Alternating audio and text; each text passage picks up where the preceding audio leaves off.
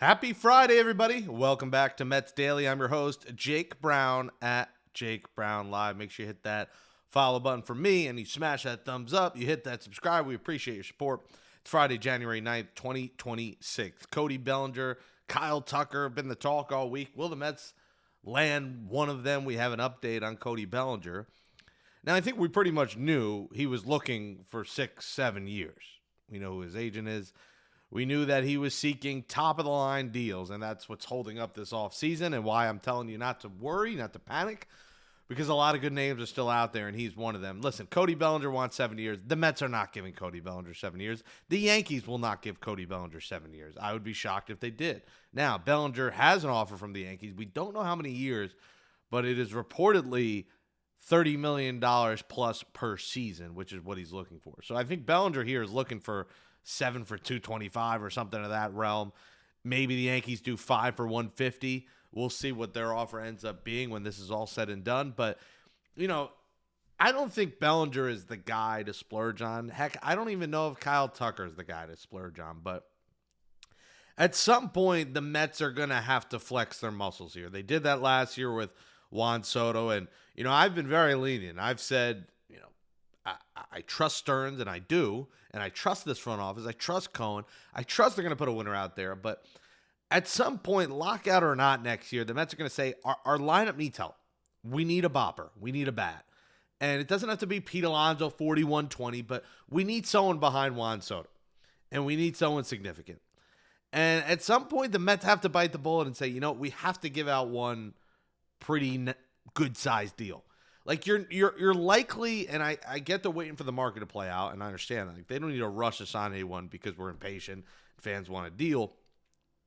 But it feels like there's going to be a breaking point here where the Mets have to say, we can't just give out a 3-year deal to one of these, potential future Hall of Fame players. We just can't. Now, I don't know if Cody Bellinger's a future Hall of Famer, but Kyle Tucker might not even be. But that's what's out there right now. And at some point, you're going to have to say, you know what? F our strategy of 2 to 3 years for at least this one player. We need a bat. And I don't know if that's out there via trade. Like, Luis Roberts, not that guy. If that's the trade, you're getting your bopper, that's not the guy. He could be, but what we've seen from Luis Roberts the last few years, that would be a disaster if that's your guy behind Juan Soto. Now, I think Yandy Diaz is a great player and a guy, but you still need someone else too. Like, ideal world, you sign a Bellinger or Tucker and you trade for Yandy Diaz. That's my ideal situation. Now, not that realistic because you still need a starting pitcher. Maybe that's Freddie Peralta for the $8 million in a trade, but you got to get a bopper. And I think Stearns and Cohen has said, reportedly the Mets, Cohen has said, here, you can go to $350 million. If you got to blow through it, you can. If you could go to $350, the Mets still have money to spend here. And that should be the mindset is, listen, opening day is not your end of the year roster. Opening day, your roster is going to change. But you can't go the first 3 months of the season, 4 months, without that big bopper of some realm behind Lindor and Soto and in front of Simeon, Beatty, and Polanco and Alvarez. They got a good lineup, but there's still that one piece missing, and that's going to be the one where they're going to have to be a little bit undisciplined financially. And I don't think it would hurt the team. I think it would just benefit them if you get the right guy. This is unfortunately not the greatest free agent class. These aren't the greatest names you have to choose from. Like, Tucker and Bellinger are really good players, but they're not Juan Soto, obviously. They're not Francisco Lindor. So I'm curious if the Mets – now, listen, they're not going to – going 7 for Belly would just be stupid. I don't think they're going to do that. But is going 5 for Bellinger stupid? I don't think so. Is going 5 for Tucker stupid? I don't think so. And the Blue Jays have a longer offer out to Tucker, so if that's the case, he's just going to go to the Blue Jays. Why would he go to the Mets for less years when he gets to go to the Blue Jays for more financial security? So I think the Mets got to really think long and hard about the strategy here, and I'm fine with it for the most part, but I think when it comes to getting that potential franchise bat, they might have to get a little undisciplined. The Mets have avoided arbitration on some guys. One of those I mentioned, Alvarez, David Peterson, Tyler McGill, Francisco Alvarez, Luis Torrens, Reed Garrett, Huascar Brazoban yesterday, all agreeing to a deal to avoid arbitration. And that's proper business. David Peterson, he will get $8.1 million a season. Peterson's an intriguing case because if the Mets do get, say, like a Framber or a Ranger Suarez, I think they're going to look to try and trade David Peterson with that 1 year. So $8 million, I would think a lot of teams would come calling the Mets for David Peterson, who needs starting pitching, who could use a lefty for just $8 million.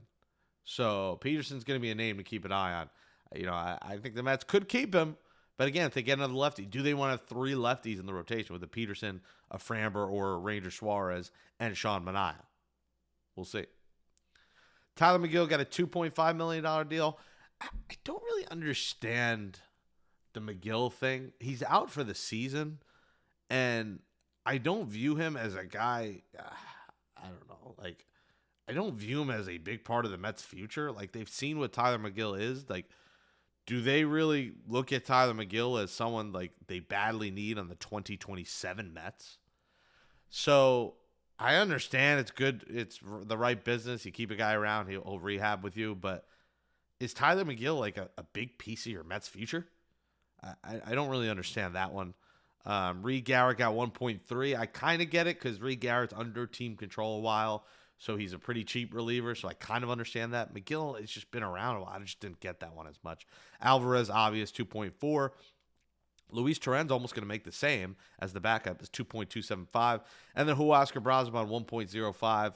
That's a good deal for a back-end reliever. I would think Brazoban's probably maybe like the last guy on the roster, maybe your final reliever. Maybe he's on the Syracuse train going up and down. Tyrone Taylor was eligible, got a deal back in November. Also, the Mets infielder Ji-Hwan Bae was outrighted at AAA Syracuse after clearing waivers, and Drew Romo was claimed off waivers by the White Sox, the catcher the Mets picked up. So that's some housekeeping news, some news guys staying around town. Some other news, we mentioned it yesterday, but I got a little bit more insight on this yesterday from a source. I'm going to throw the word source. It is from a source. This is from someone who told me who I have belief in. There will be no Amazing Day at Citi Field this year. Now, listen, I think this is the right move. I tweeted Violent Mob, kind of jokingly, not serious like a violent mob of fans, but the way fans have sounded off on social media this offseason and attacked the Lindor family and Soto and Stearns and Cohen and Alex Cohen, it just doesn't feel right to do an Amazing Day, especially right now where guys aren't signed yet. Like, this is the roster right now. Again, it's going to change, and I wouldn't worry about that. But, they did it around this time last year. What was it? January 25th. It was the poster from last year. Awesome time, by the way. Loved it. But I was told that the Mets lost a lot of money doing this. Now, that shouldn't be a big deal when you get Steve Cohen, but I was told the Mets lost like $4 million doing this, with flights, appearance fees, hotels, bringing in family, the staff, opening the stadium, food. I was told they lost $4 million, which again shouldn't be that big a deal, but $4 million is $4 million to do a one-day event. And I was also told the players didn't like it, and I understand that as someone who was there, walking around. I hung out around suite level. These guys got bombarded by like strangers, fam. Like, it was not like a situation where they went through like high. And listen, I think it's a cool event for fans, but literally people fought, like they walked down a hall and got asked for selfies every 2 seconds. And you can tell a bunch of players did not enjoy it. And I think this is a great event for the fans. And in some ways, it was almost so much access that the players, I think, became uncomfortable with Amazing Day. Now, I think they bring it back, but maybe they don't bring the whole roster. I think it just cost the Mets a lot flying everyone hotel, bringing everyone in. I mean, they brought almost everybody to that event. That I think the players just felt a little bit uncomfortable walking around concourses and fans having access to just ask for autographs, take pictures, and guys couldn't even walk. Like, there almost wasn't enough really security or escorts for them that could help them avoid it. Now, I think they did a really good job with it. Again, I loved it. But losing $4 million, players hating it, the state of the team right now, the state of the angry fan base, I just think it's probably not a good idea to have. I think they should, when they're in a proper place, do this every year and try and do it right. But I don't think the Mets are going to be doing this every year if they're losing $4 million every year. I don't think they need to make money from the event, but I think they would like to make their money back, and they did not do that in the slightest. All right, let's close up today's show with questions from yesterday's program. Michael Bryan says, Jake, will baseball go to a salary cap? I don't think we'll ever hit that point because there's just too many owners that just won't spend. I don't think it's going to happen. Mark Simon says, I don't think buying the Mets was all about the casino, but I do think the casino is his new toy. So right now that a little bit more of his excitement, but you're 100% right. It means less that the Mets suck and more if they're great. I can say this 100% certainty. If this was the exact same situation in 2030 with the casino about to open, I guarantee Tucker's a Met, as well as two of Bichette, Bellinger, Valdez, Suarez, no doubt. Yeah, I mean, listen, the casino is still 4 years away. I mean, we're a long 26. We have 4 seasons and 4 full years until the casino's coming. So I think that's kind of an afterthought right now. I still think they want to put a competitive team together.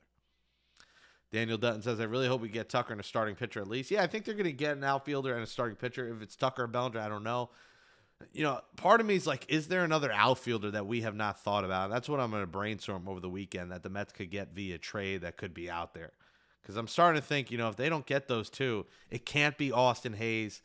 If it's going to be Luis Robert, you got to add Yandy Diaz. You got to trade for Yandy Diaz. Like, I could live with a trade for Robert and Diaz and that being your bats. I could live with that because I think Diaz is that good of a hitter, and I think Robert could have a good bounce back, in a change of scenery. George Roca says, what do people who tweet at Steve or Alex Cohen think they're going to accomplish by doing so? Yeah, I mean, I think it's just people sounding off and using their platform, but it's not the right way to do it. William Moore says, Jake, listen, Stearns isn't going to sign Tucker Bellinger. He's going to wait until everyone is gone and make a trade for at least a low-budget outfielder pitcher. No, I think they have enough money that they'll get a good-priced player at both or at least one. But if it's Austin Hayes and you trade for Chris Bubik, I think that's a disaster. And we will crap on front office if we need to, if they do that. Frederick says, Mets need Cody Bellinger and Framber and Robert. Well, they're not going to get all three, Frederick. But I think if the Mets could get Bellinger and Framber, you're happy. If the Mets get Robert and Framber, I think you're like, eh. But I think Bellinger and Framber would be the ideal duo for me.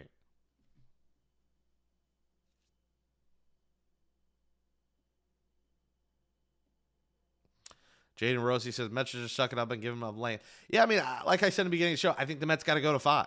If they're not going to go to 7, go to 5 for one of these guys. I don't think a 5-year deal is crazy.